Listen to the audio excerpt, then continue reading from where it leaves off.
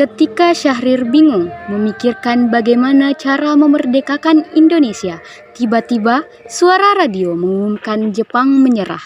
For freedom, tolerance, and justice. I now invite the representatives of the Emperor of Japan and the Japanese government and the Japanese Imperial Apakah berita yang barusan kudengar itu benar? Jepang menyerah kepada sekutu. Saya harus cepat-cepat memberitahu kepada Soekarno. Sekitar pukul 14.00 siang, tanggal 14 Agustus 1945, Syahrir sudah menunggu di rumah Hatta. 1 jam kemudian, Hatta pun tiba di rumahnya. Hal penting yang ingin sampaikan. Mari kita bicarakan di dalam. Silakan duduk. Saya mendengar bahwa Jepang telah menyerah terhadap sekutu. Bagaimana kalau kemerdekaan Indonesia secepatnya dilaksanakan? Tapi kemerdekaan Indonesia jangan lagi melalui PPKI seperti yang direncanakan Jepang, agar kemerdekaan kita tidak dicap sebagai buatan Jepang. Jadi, kita harus memanfaatkan kesempatan ini. Lalu, siapa yang akan memproklamasikannya? Kalau begitu, sebaiknya kita menemui Akhirnya, Bung Hatta dan Syahrir pun menemui Bung Karno.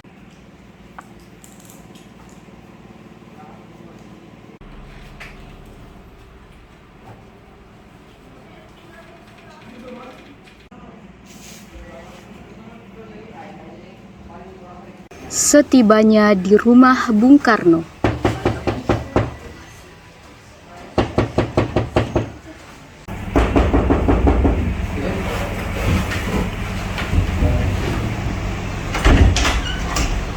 Ada apa, Bu?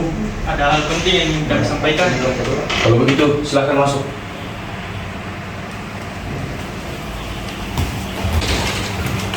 Saya mendengar bahwa Jepang telah menyerah kepada sekutu. Ini kesempatan kita untuk merdeka. Apakah semua itu benar? Benar, Bung. Saya sendiri yang mendengarnya di radio. Kita jangan dulu percaya dengan berita itu. Kita harus benar-benar memastikan berita itu. Jangan sampai kita gegabah dalam mengambil keputusan. Saya pastikan berita ini benar, Bung. Saya tentu senang jika berita ini benar adanya. Benar apa yang dikatakan Bung Karno. Kita harus tetap waspada karena ini menyangkut masa depan rakyat. Itulah yang aku pikirkan.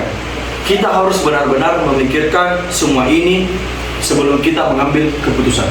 Baiklah, mungkin Bung Karno yang lebih paham apa yang terbaik buat rakyat. Akhirnya, Syahrir pun menerima penolakan pendapatnya, lalu ia bergegas pergi. Keesokan harinya, tanggal 15 Agustus, 2 orang pemuda lainnya, Subadio Sastro Satomo dan Subianto, kembali mendatangi Bung Hatta. Bung, bagaimana keputusannya? Kami belum mengambil keputusan apapun karena berita itu belum pasti kebenarannya. Kami sangat yakin, Bung, hampir seluruh pemuda telah mendengar berita itu.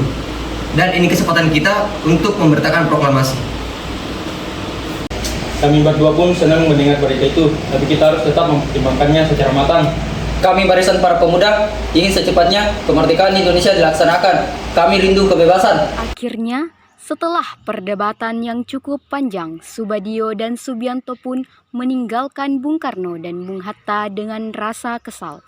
Bung Karno dan Bung Hatta tetap pada pendiriannya. Setelah 2 kali perwakilan pemuda mendatangi ke Bung Hatta dan Bung Karno untuk mendesak agar segera memerdekakan Indonesia, Bung Hatta dan Bung Karno tetap menolaknya. Akhirnya, barisan para pemuda mengadakan rapat di ruang bakteriologis laboratorium Jalan Pegangsaan Timur nomor 13 yang diketuai oleh Khairul Saleh.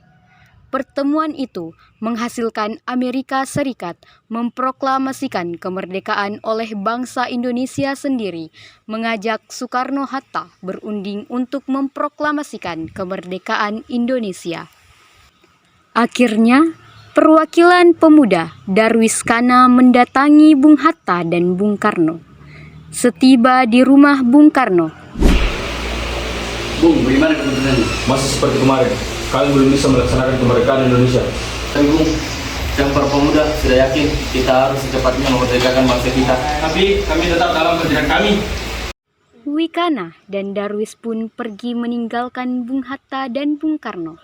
Mereka langsung pergi ke Cikini untuk merapatkannya kembali dalam membahas tindakan-tindakan yang akan dibuat sehubungan dengan penolakan Soekarno-Hatta. Pertemuan ini masih dipimpin oleh Khairul Saleh.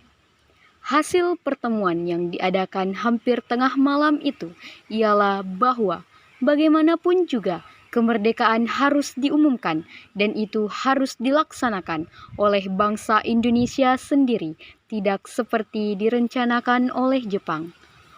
Orang yang tepat untuk melakukan tugas itu tidak lain adalah Soekarno-Hatta, karena mereka menolak pemuda seperti yang diusahakan Wikana dan Darwis. Para pemuda memutuskan untuk membawa Soekarno-Hatta keluar kota. Malam harinya, Darwis dan Wikana datang ke kediaman Soekarno. Bung, bagaimana keputusannya? Ada masalah apa kalian datang menemui ke malam-malam? Maaf, kami menunggu malam-malam. Tapi hal ini sangat penting. Anda harus ikut kami sekarang. Ayo ikut sekarang. Kemudian, Bung Karno dan keluarganya pun pergi bersama dengan Wikana dan Darwis ke tempat yang telah mereka rencanakan. Sesampai di tempat tujuan, Bung Karno kaget ternyata di sana sudah banyak orang, dan Bung Hatta pun sudah berada di tempat. Kemudian, pemuda di Jakarta pada tanggal 16 Agustus mengadakan rapat kembali di lapangan bola kebun binatang yang dipimpin oleh Khairul Saleh. Kita sudah 3 kali memujuk Bung Karno dan Bung Hatta, tapi beliau tetap pada pendiriannya yang sama. Jadi, kita harus bagaimana? Kita akan melakukan perlawanan terhadap tentara Jepang. Ya, kita harus mempercepat kemerdekaan dan membebaskan bangsa kita dari penjajah. Baiklah, kita akan melakukan gerakan memukul terhadap tentara Jepang di Jakarta. Yusuf Kunto dikirim ke Jakarta untuk melaporkan pertemuannya dengan Bung Karno dan Bung Hatta. Bung Karno dan Bung Hatta tetap tidak mau memerdekakan bangsa kita secepatnya. Beliau tidak meyakini tentang berita kekalahan Jepang. Mungkin apabila kita mempunyai bukti kebenaran itu, Bung Karno dan Bung Hatta akan percaya dan ingin memerdekakan Indonesia. Baiklah, kalau begitu aku akan menugaskanmu Ahmad Soebarjo untuk mencari informasi itu. Baik, saya laksanakan. Pagi hari tanggal 16 bulan 8, Ahmad disibukkan mencari informasi kepastian tentang menyerahnya Jepang kepada sekutu. Tiba-tiba dia kaget akan hilangnya Soekarno dan Hatta. Wikana, apa kamu tahu di mana Soekarno dan Hatta disembunyikan? Tidak, Lalu, di mana Soekarno dan Hatta sekarang? aku tidak tahu.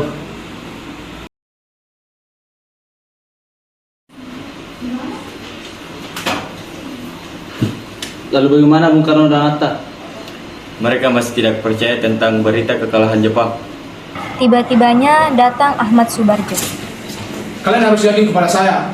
Kemerdekaan Indonesia akan segera dilaksanakan. Dan saya sudah punya bukti tentang kekalahan Jepang. Jadi, bawa Soekarno dan Hatta ke Jakarta sekarang. Tidak, kami tidak mau rencana yang sudah kami rencanakan gagal. Kalian coba pikir, Soekarno dan Hatta tidak mau memerdekakan bangsa kita karena mereka tidak percaya tentang kekalahan Jepang. Dan saya sudah punya bukti tentang kekalahan Jepang. Jadi saya mohon, kalian percaya kepada saya. Baiklah, Soekarno dan Hatta kami sembunyikan di Rengas Dengklok. Soebarjo segera menuju Rangsaling Plok. Ia berhasil meyakinkan para pemuda bahwa proklamasi pasti akan diucapkan sebelumnya tengah hari, keesokan harinya atau pada tanggal 17 Agustus. Para pemuda setuju Soekarno-Hatta dibawa ke Jakarta dan baru sampai di Jakarta sekitar pukul 11 malam tanggal 16 Agustus. Soebarjo, cepat kau kumpulkan semua anggota PPKI yang ada di Jakarta. Akan dikumpulkan di mana mereka semua, Bung? Kumpulkan saja mereka di Hotel Des Indes. Baiklah. Setelah Soebarjo menghubungi para anggota PPKI, dia langsung pergi menuju hotel. Namun, karena Hotel Des Indes tidak bersedia menyediakan tempat berapat malam itu. Atas usaha Soebarjo, pertemuan itu dipindahkan ke rumah kediaman Maeda di Nassau Boulevard.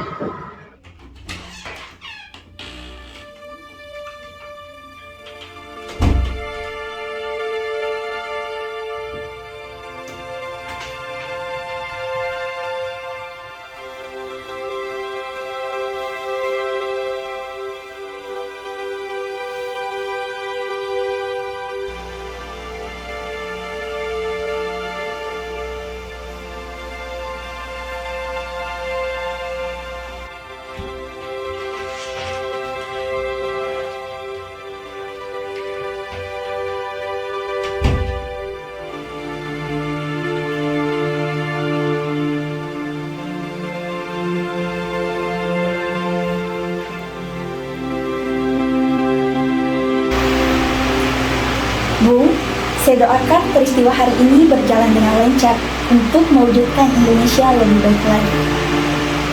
Iya, doakan yang terbaik ya.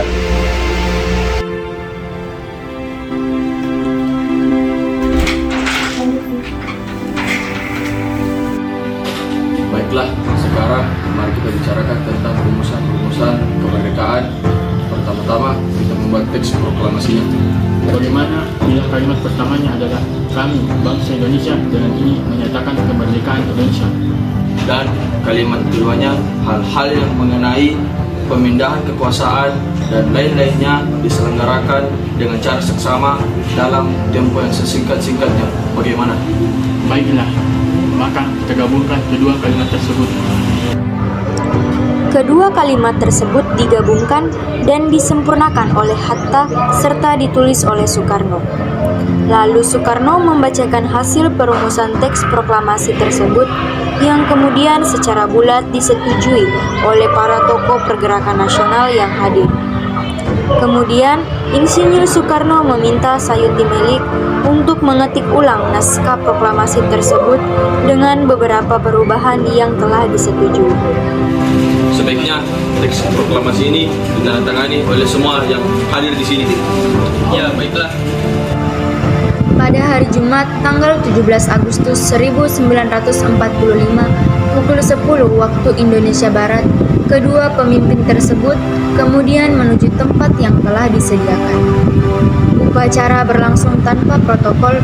Para pemuda yang telah menunggu sejak pagi telah berdiri tegak. Demikian pula para hadirin. Suasana sangat hening dan khidmat Insinyur Soekarno mendekati mikrofon dan dengan suara yang mantap mengucapkan pidato pendahuluan sebagai berikut. Baiklah, Bismillahirrahmanirrahim. Saudara-saudara sekalian, saya telah meminta saudara-saudara hadir di sini untuk menyaksikan suatu peristiwa maha penting dalam sejarah bangsa kita. Berpuluh-puluh tahun kita bangsa Indonesia berjuang untuk kemerdekaan tanah air kita, bahkan telah beratus-ratus tahun. Gelombang aksi kita untuk mencapai kemerdekaan itu ada naiknya dan ada turunnya, tetapi jiwa kita tetap menuju ke arah cita-cita. Juga di zaman Jepang, usaha kita untuk mencapai kemerdekaan nasional tidak ada henti-hentinya. Di dalam zaman Jepang ini, dampaknya kita menyadarkan diri kepada mereka.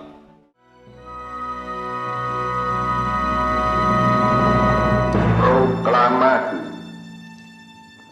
Kami, bangsa Indonesia, dengan ini menyatakan kemerdekaan Indonesia.